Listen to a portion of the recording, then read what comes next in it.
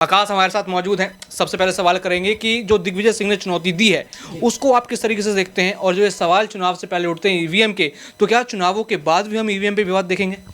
देखिए दौलत, ईवीएम का मुद्दा अभी का नहीं। आप देखें कि जब से यहाँ पर चुनाव हुए हैं या जब भी चुनाव होते हैं तो ईवीएम का मुद्दा हर बार उठ के आता है।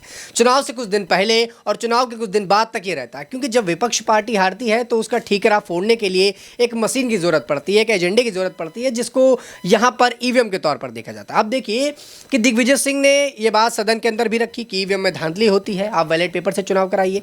तभी भी वो नहीं माने। उसके बाद उन्होंने यहाँ पर बड़ा ऐलान कर दिया, कहा प्रधानमंत्री नरेंद्र मोदी एक बार ईवीएम से चुनाव करा के देख लीजिए, यहाँ पर बैलेट पेपर से चुनाव करा के देख लीजिए, ईवीएम बंद कराइए। लेकिन चुनाव आयोग ने इस पर अपनी बड़ी प्रतिक्रियाएं दी हैं कि ऐसी कोई गड़बड़ी, और यहाँ पर चुनाव आयोग ने खुद ईवीएम मशीनों को ले जाकर जनता के बीच में रखा है। दिल्ली में कई सर्वे चल रहे हैं, जगह जगह सर्वे कर रहे हैं, वो दिखा रहे हैं लोगों को कि ईवीएम मशीन आपके सामने रखी है, आप जिस पर बटन दबाएंगे वही जाकर वोट पड़ेगा, ना कि किसी और चीज़ पर वोट पड़ेगा। तो यहाँ पर लोग जो ये लगातार बता रहे हैं, जो प्रोटेस्ट कर रहे हैं, उस हिसाब से चुनाव आयोग अपनी बातों को रख रहा है। लेकिन लोगों का ये मानना है, लगातार जनता इस बात का प्रोटेस्ट कर रही है। कई सुप्रीम कोर्ट के वकील बता रहे हैं कि जो ईवीएम मशीन हमारे सामने पेश की जाती हैं वो दूसरी होती है, जबकि जो चुनाव में जाती हैं वो दूसरी होती है। तो यहाँ पर ईवीएम मशीन को लेकर लगातार अटकलें लग रही हैं और समझ इस बात की नहीं आती कि चुनाव के वक्त ही क्यों होता है।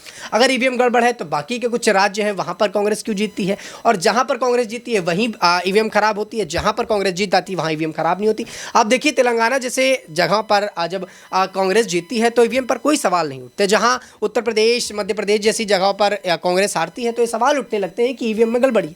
तो ये अपने आप में बताता है कि कहीं ना कहीं विपक्षी पार्टी इसको एक एजेंडे के रूप में लेते हैं, एक हार के रूप में देखते हैं, और हार के लिए ईवीएम को आगे करते हैं। हालांकि लगातार कहा यह भी जा रहा है कि ईवीएम को लेकर जो धांधलीबाजी चल रही है उस पर रोक लगनी चाहिए, बैलेट पेपर चुनाव कराने चाहिए। तो देखिए बैलेट पेपर से यहाँ पर चुनाव कराने के बाद दिग्विजय सिंह भी बोल रहे हैं, वो साफ तौर पर बोल रहे हैं कि हमारे पड़ोसी मुल्क में पाकिस्तान में ईवीएम से चुनाव हुए, लेकिन उस माफ कीजिएगा वहाँ पर बैलेट पेपर से चुनाव हुए। तो देखिए कि वहाँ पर जो बैलेट पेपर से चुनाव, उसके कई ऐसे वीडियोज़, कई ऐसी पोस्टर वायरल हो रहे हैं जिसमें ये देखा जा रहा है कि वहाँ पर धांधलीबाजी चल रही है। एक बंद कमरे में बैलेट पेपर पर मुहरें लगाई जा रही हैं, उसके बाद डब्बों में डाला जा रहा है, लेकर जाया जा रहा है। तो ये बताता है कि बैलेट पेपर से चुनाव कराना उतना आसान नहीं, और ये तो कांग्रेस के वक्त से हो रहा है। आप सोचिए जब कांग्रेस का समय था तभी ईवीएम से चुनाव हो रहे थे, जब कांग्रेस जीत रही थी ईवीएम पर कोई दिक्कत नहीं थी। अब जब ईवीएम से वो चुनाव हार रहे तो ईवीएम पर सवाल उठा रहे। तो देखिए ये एक राजनीतिक मुद्दा हो गया है, पॉलिटिकल मुद्दा, और इस पर मुझे लगता है कि बैठकर बातचीत करनी चाहिए, एक गठन बैठनी चाहिए, सारे दलों को बात करनी चाहिए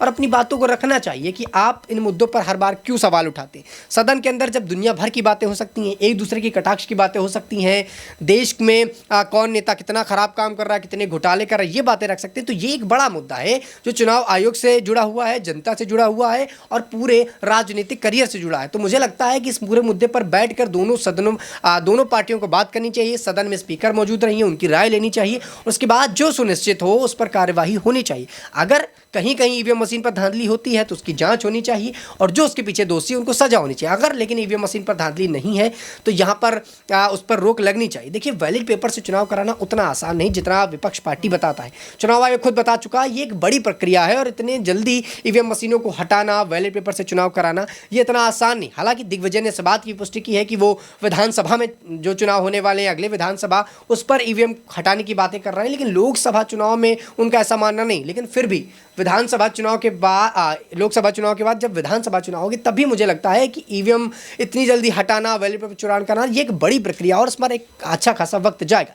ऐसे में बैठ के बातचीत करनी चाहिए, अगर गड़बड़ी है तो हटाना भी चाहिए। बाकी और भी ऐसी खबरें जानने के लिए देखते रहिए SPN9 न्यूज़। धन्यवाद।